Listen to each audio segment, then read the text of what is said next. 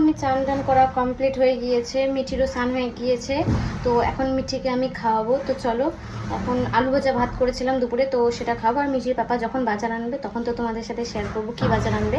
আপাতত আলু ভাজা ভাত করেছি, সেটা আগে খেয়ে নিই তারপরে। তো চলো। তো দেখো, এই যে ভাতটা ভালো করে মেখে নিয়েছি, এখন মিঠিকে আমি খাইয়ে দিব। ও যতক্ষণ না ঘুমাবে ততক্ষণ আমার কোনো কাজ হয় না।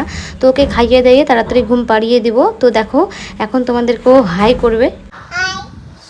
তো দেখো, ওর খাওয়া হয়ে গিয়েছে, এবার ওকে আমি ঘুম পাড়িয়ে দিয়েছি, না হলে আমার একটা কাজও করতে দিবে না, খুব বিরক্ত করে আমাকে। সেই জন্য ওকে আগে ঘুমটা পাড়িয়ে দিয়েছি। তোমরা তো দেখতে পেলে মিঠিকে আমি ঘুম পাড়িয়ে দিয়েছি। তো চলো, মিঠির বাবা কি বাজার এনেছে সেটা তোমাদের সাথে শেয়ার করবো। চলো। এই দেখো, মিঠির বাবা বাজার থেকে লিচু এনেছে, আমার তো খুবই ভালো লাগে খেতে। আর আরেকটা যে ফল এনেছে সেটা আমার সবথেকে প্রিয় এই গরমের মধ্যে, সেটা হচ্ছে তরমুজ। আর তরমুজটা খেতে ভীষণ মিষ্টি ছিল, আর মিঠিও খুব পছন্দ করে। তার জন্য দেখো অর্ধেকটা খেয়ে শেষ করে দিয়েছি।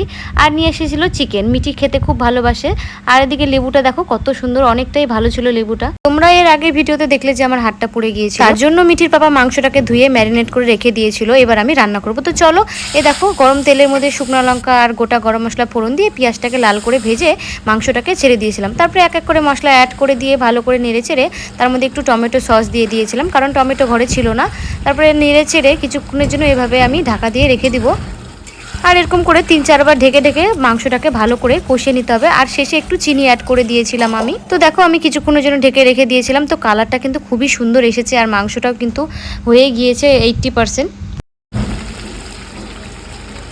এই যে রেডি আমার চিকেন কষা। তো আমার পুরো ভিডিওটা তোমাদের কেমন লাগলো অবশ্যই কমেন্ট করে জানিও। টাটা।